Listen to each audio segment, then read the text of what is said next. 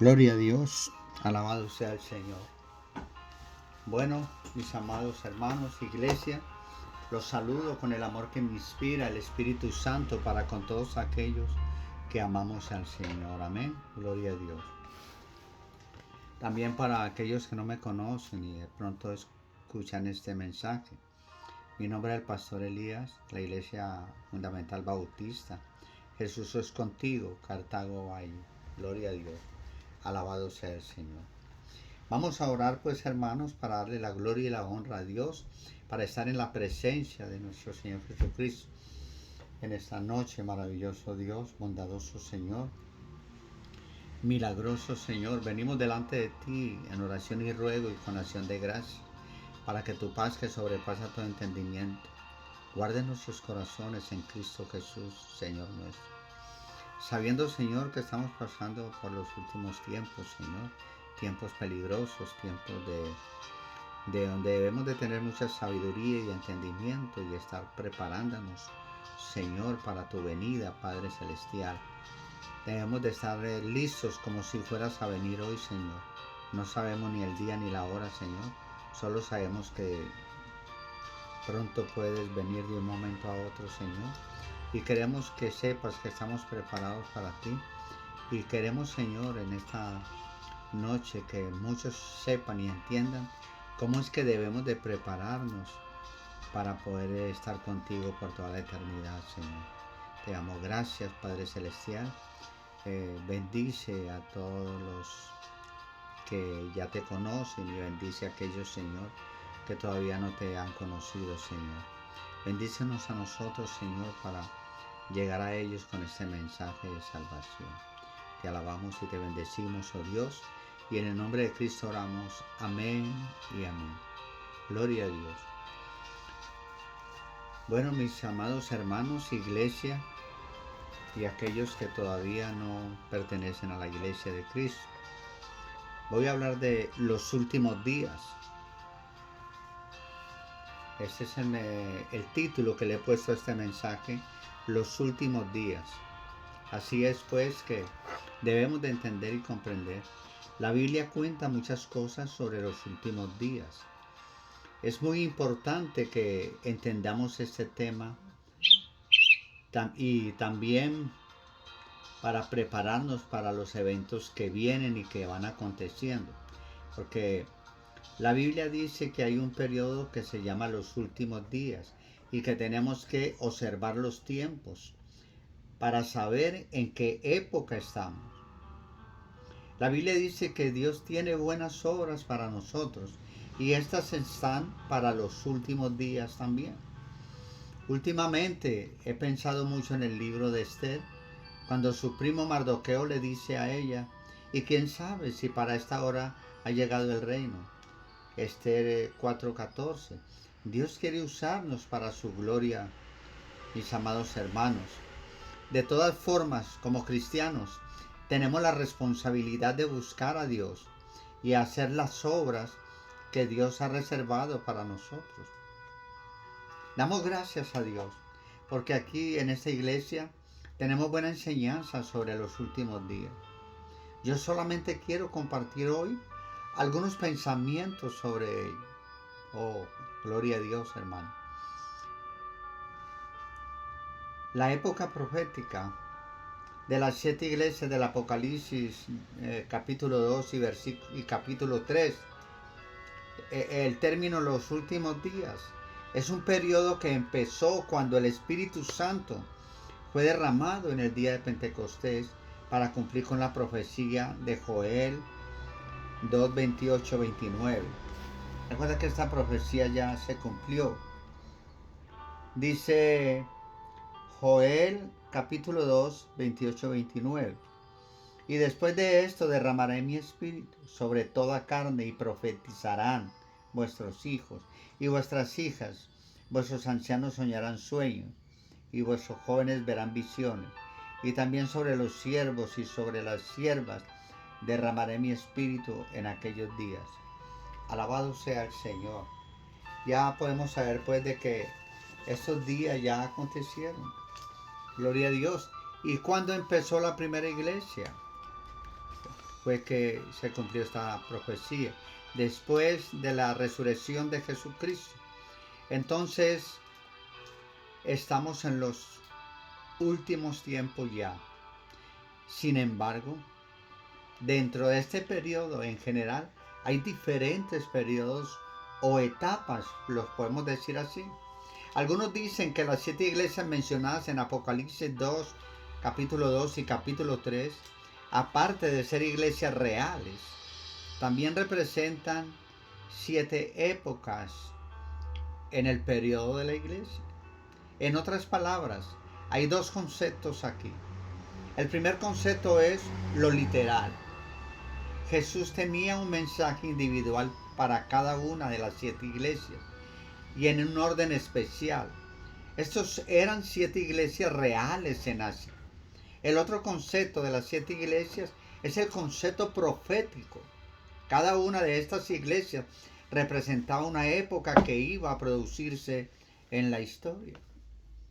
También en orden, estas 7 iglesias representaban la era de la iglesia en su conjunto y cada una estaba en su lugar y en el orden cronológico.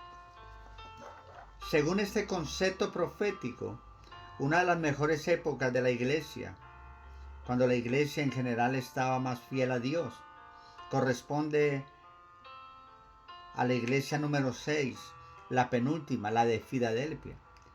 Miremos Apocalipsis capítulo 3, 7:13. 7:13. Gloria a Dios. Alabado sea el Señor.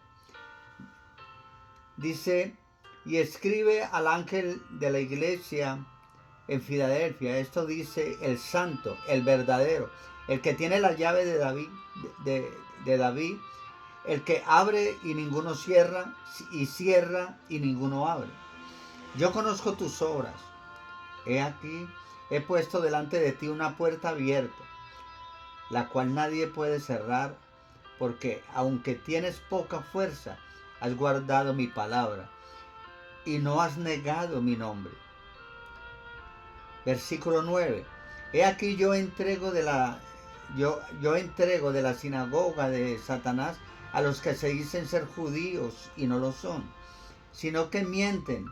He aquí yo haré que vengan y se arrepienten, y que vengan y se postren, a tus pies y reconozcan que yo te he amado. Versículo 10.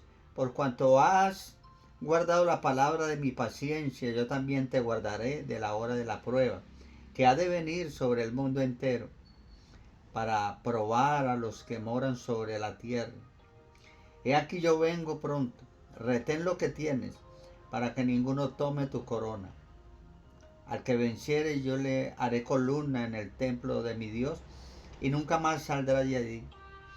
Y escribiré sobre él el nombre de mi Dios y el nombre de la ciudad de mi Dios, la nueva Jerusalén, la cual desciende del cielo de mi Dios, y mi nombre nuevo. El que tiene oído, oiga lo que el Espíritu dice a las iglesias. Alabado sea el Señor, hermano. Gloria a Dios. Algunos dicen que esta etapa profética de la iglesia comenzó alrededor del año 1750 después de Cristo. Es la etapa de una iglesia verdadera, con una doctrina clara. Es una iglesia que predica las cosas claras. Pecado es pecado y no es un error o cosas parecidas, no. El pecado es pecado. No se puede mezclar la verdadera iglesia con la falsa iglesia. Y no se puede adulterar la Biblia y la verdadera doctrina con falsas doctrinas y tradiciones, hermano. Dice en Apocalipsis 3:8 que Dios abre una puerta para ellos. Veamos Apocalipsis 3:8. Y dice, yo conozco tus obras. He aquí he puesto delante de ti una puerta abierta, la cual nadie puede cerrar. Porque aunque tienes poca fuerza, has guardado mi palabra y no has negado mi nombre. Alabado sea el Señor.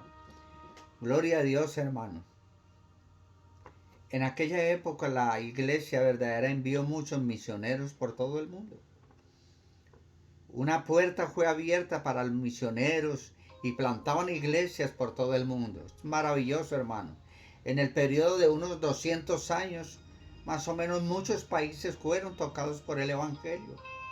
En ese periodo, el Espíritu Santo fue derramado sobre la iglesia otra vez. Había un avivamiento en muchas iglesias y había un amor genuino para Dios y su palabra. Oh, alabado sea el Señor, hermano. La última iglesia de la Odisea en general es un desastre. No es caliente en cosas y no es fría en otras cosas. Esto significa que no tiene las cosas claras. Como existe hoy muchas iglesias, no es caliente en guardar la palabra de Dios, la mezcla con otras doctrinas, enseñanzas y tradiciones que no tienen nada que ver con el verdadero cristianismo. Según Apocalipsis 3:14-22, Dios está harto o triste con esta iglesia. No es fría en el asunto del pecado y se acerca mucho a ello. Pero vamos a leer primero Apocalipsis 3:14-22. Escribe el ángel de la iglesia en la Odisea: he aquí el amén y el testigo fiel y verdadero, el principio de la creación de Dios dice esto: yo conozco tus obras, que ni eres frío ni caliente. Ojalá fueres frío o caliente, pero por cuanto eres tibio y no frío ni caliente, te vomitaré de mi boca. Porque tú dices: yo soy rico y me he enriquecido y de ninguna cosa tengo necesidad. Y no sabes que tú eres un desventurado, miserable, pobre, ciego y desnudo. Por tanto, yo te aconsejo que de mí compres oro refinado en fuego, para que seas rico, y vestiduras blancas para vestirte, y que no se descubra la vergüenza de tu desnudez, y unge tus ojos con colirio, para que veas. Yo reprendo y castigo a todos los que amo. Sé pues celoso y arrepiéntete. He aquí, yo estoy a la puerta y llamo. Si alguno oye mi voz y abre la puerta, entraré a él y cenaré con él y él conmigo. Al que venciere le daré que se siente conmigo en el trono, así como yo he vencido y me he sentado con mi Padre en su trono. El que tiene oído, oiga lo que el Espíritu dice a las iglesias. Alabado sea el Señor. Esta pues es mezcla la verdadera palabra de Dios con enseñanzas y tradiciones de otras fuentes. Algunos dicen que este es el estado de la iglesia en general hoy en día. Así es, hermanos, pura doctrina falsa y habladuría de hombres. Parte de la iglesia evangélica están mezclando doctrinas sanas con otras doctrinas y tradiciones de otras fuentes, de lo que la Biblia llama la gran ramera. Así es, hermano. Hoy en día hay mucha apostasía en el mundo cristiano. Inmediatamente después de Apocalipsis 4:1-2, Juan es llevado al cielo, y esto representa el arrebatamiento de la iglesia. Juan 4:1-2 dice: después de esto miré y aquí una puerta abierta en el cielo, y la primera voz que oí como de trompeta hablando conmigo dijo: sube acá, y yo te mostraré las cosas que sucederán después de esto. Y al instante yo estaba en el Espíritu, y aquí un trono establecido en el cielo, y en el trono uno sentado. Alabado sea el Señor. Gloria a Dios, hermano. Juan es llevado pues al cielo. Esto representa el arrebatamiento de la iglesia. Pero hagamos un repaso. Entonces, repasándolo rápidamente, tenemos pues la penúltima etapa de la iglesia, la que representa a Filadelfia, la que vimos en Apocalipsis 3:7-3, que representa una iglesia más pura, con sana doctrina, que no mezcla las cosas de Dios con las tradiciones de hombres, y tiene una puerta abierta que podría representar una puerta a la evangelización a través del mundo, a través de los misioneros, y podría representar la iglesia en general desde el año 1750 hasta los mediados o finales del siglo XX y principios del siglo XXI. Luego la iglesia, la Odisea, que mezcla todo, que no agrada a Dios y que cae en apostasía. Veamos segunda de Tesalonicenses.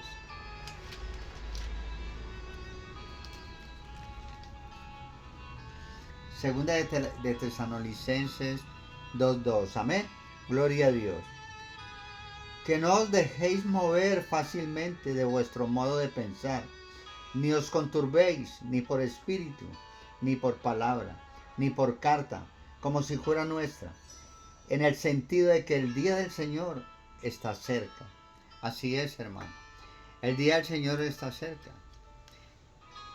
Así es.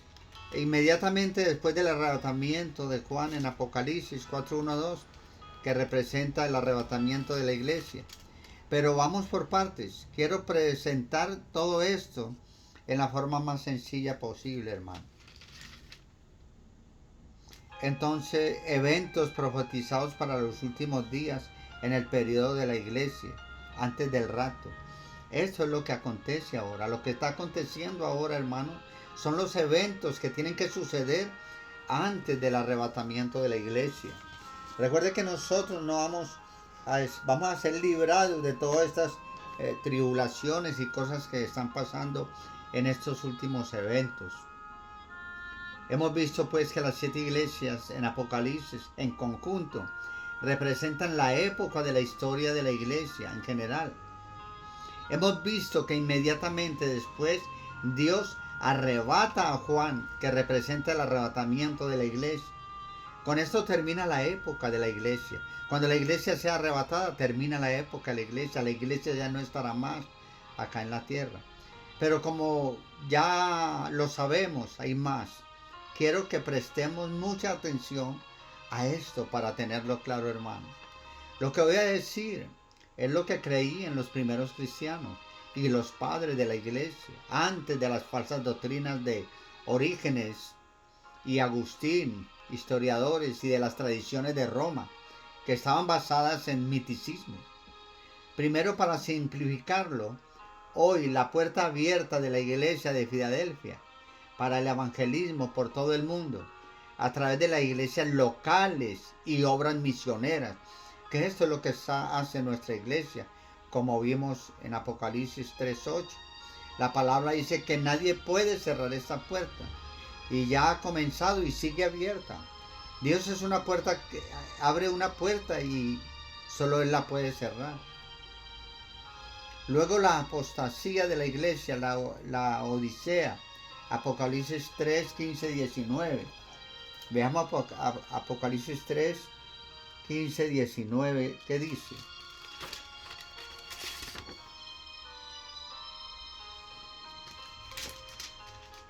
Gloria a Dios. Apocalipsis 3, 15, 19. Gloria a Dios. Dice: yo conozco tus obras, que ni eres frío ni caliente. Ojalá fueres frío o caliente. Pero por cuanto eres tibio y no frío ni caliente, te vomitaré de mi boca. Porque tú dices: yo soy rico y me he enriquecido, y de ninguna cosa tengo necesidad. Y no sabes que tú eres un desventurado y miserable, pobre, ciego y desnudo. Por tanto, yo te aconsejo que de mí compres oro refinado en fuego, para que seas rico, y vestiduras blancas para vestirte, y que no se descubra la vergüenza de tu desnudez, y unge tus ojos con colirio, para que veas. Yo reprendo y castigo todo lo que y castigo a todos los que amo. Sé pues celoso y arrepiéntete. Gloria a Dios. Alabado sea el Señor. Vayamos a 1 Tesalonicenses 2, capítulo 3. Dice 2 Tesalonicenses 2, 3. Dice: nadie os engañe en ninguna manera, porque no vendrá sin que antes venga la apostasía y se manifieste el hombre de pecado, el hijo de perdición. Así es, hermano. Mire que por eso estas iglesias de hoy en día, todas las aberraciones que hacen, hermano, todas las cosas que hacen pasar a las personas que tienen reunidos en esas iglesias de mala doctrina, donde les dan unas enseñanzas falsas y les hacen vender sus propiedades y cosas, y que esperando al Señor, cuando tienen que al menos entender que nadie os engañe en ninguna manera, porque no vendrá sin que antes venga la apostasía y se manifieste el hombre de pecado, el hijo de perdición. Hermanos, eso tiene que suceder antes de que el Señor pueda venir, y nadie sabe ni el día ni la hora. Porque no vendrá Jesucristo sin que antes venga estas cosas, o la apostasía, como dice Primera de Timoteo 4.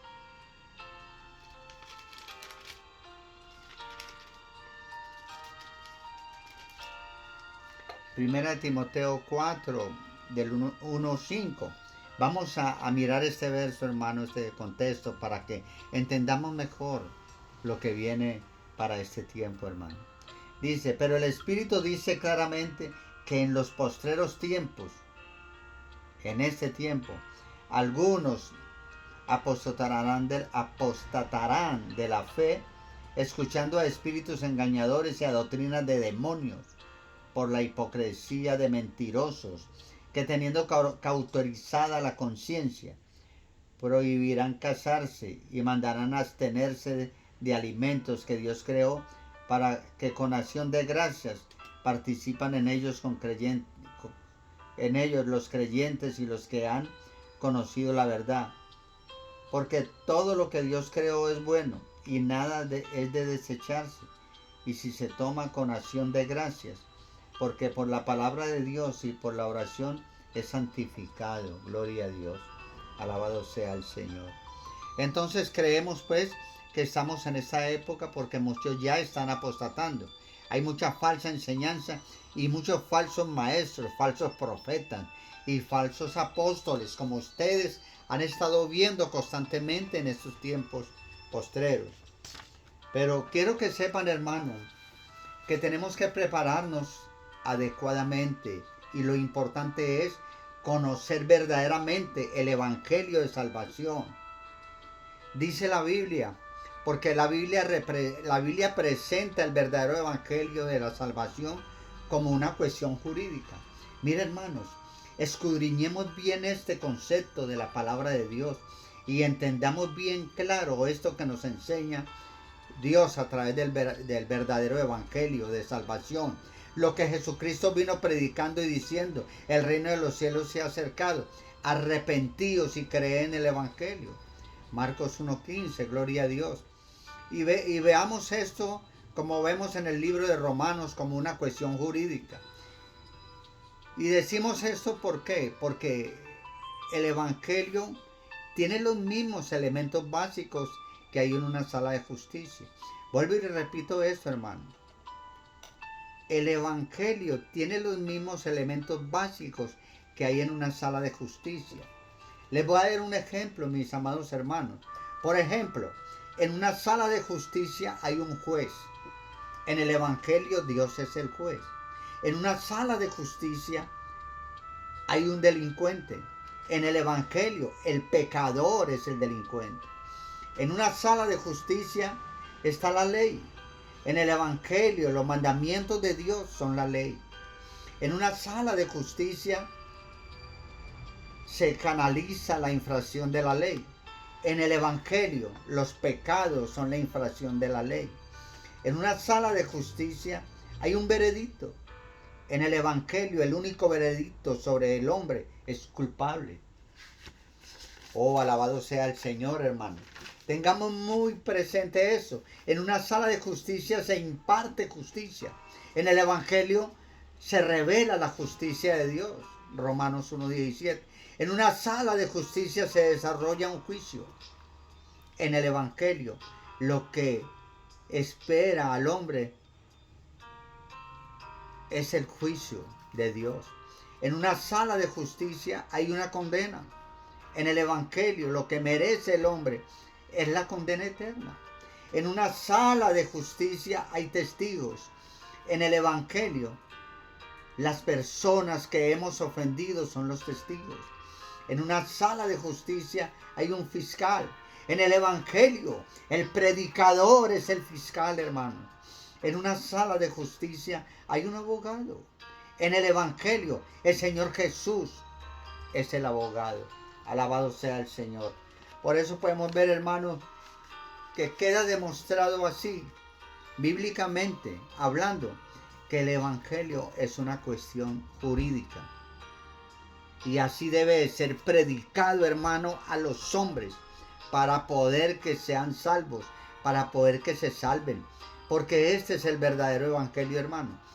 Dicho esto, el Evangelio verdadero entonces consiste en presentar estos dos elementos jurídicos correctamente, combinados en dos noticias jurídicas. La primera y mala noticia jurídica es que, primero, el hombre está totalmente condenado por los pecados que comete diariamente, es decir, por lo que hace. Y también por tener una naturaleza mala, es decir, por lo que él es. Segundo, por otro lado, el hombre tiene enfrente a Dios, que es un juez santo y perfectamente justo. Por lo tanto, Dios debe de aplicar su justicia sobre los pecados del hombre. Y también debe descargar la ira, o sea, el castigo que producen los pecados del hombre. Oh, alabado sea el Señor. Entonces, con todo esto, el hombre frente a Dios tiene un grave problema, hermano. El hombre frente a Dios tiene un grave problema. El juicio, la justicia y la ira de Dios están sobre él. Entonces, ¿cómo librarse de esta situación de perdición? Porque déjeme decirle, hermano, que los pecados demandan justicia. Si la justicia cae sobre el pecador cuando Dios le quita la vida, entonces está perdido. Porque después de la muerte es el juicio y no hay salvación. La salvación es mientras estemos vivos.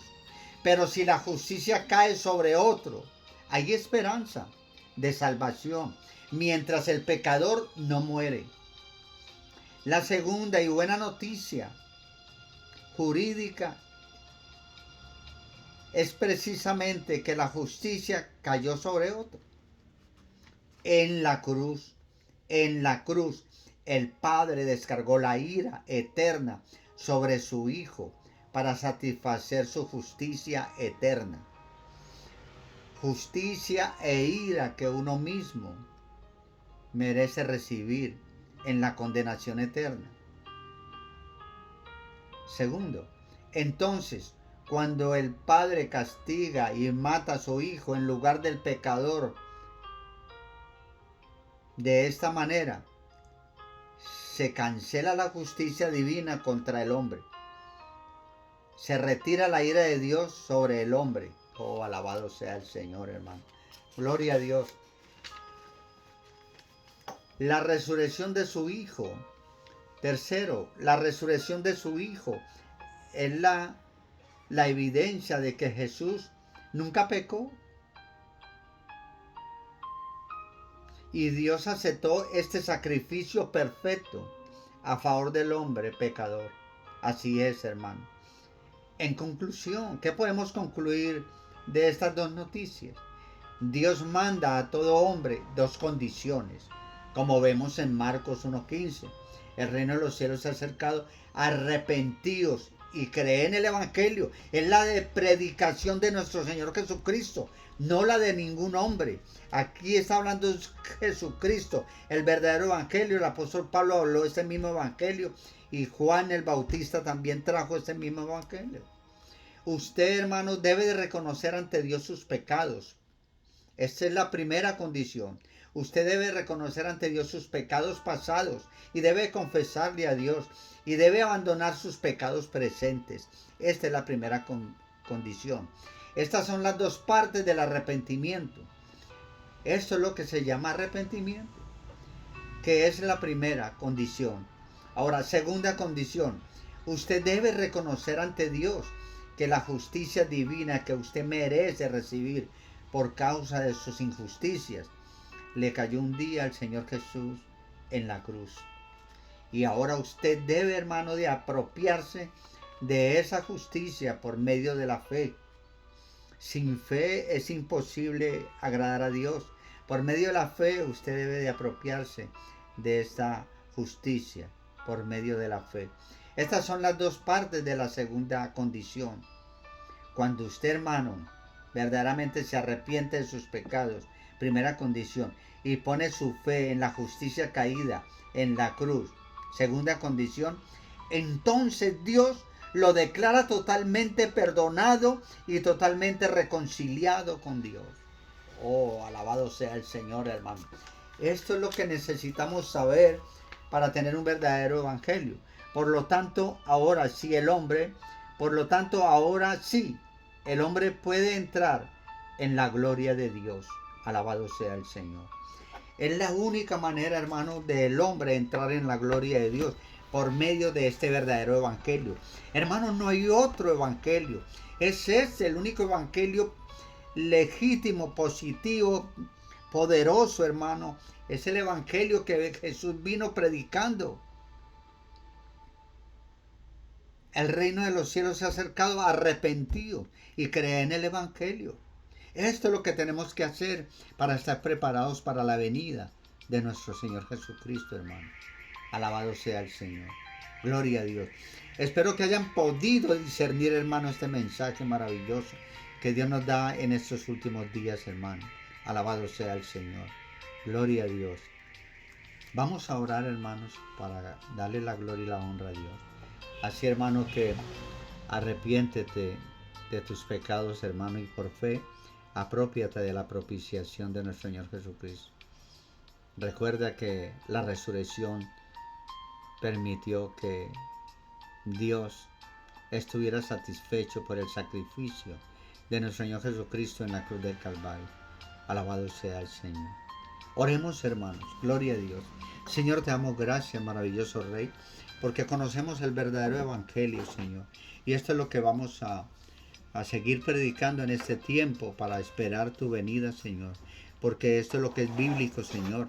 Lo que está escrito en tu palabra para nosotros, para ese tiempo, para que podamos llegar al arrepentimiento, a un verdadero arrepentimiento y conocimiento de la fe que salva a través del maravilloso evangelio que tú viniste predicando, maravilloso Dios.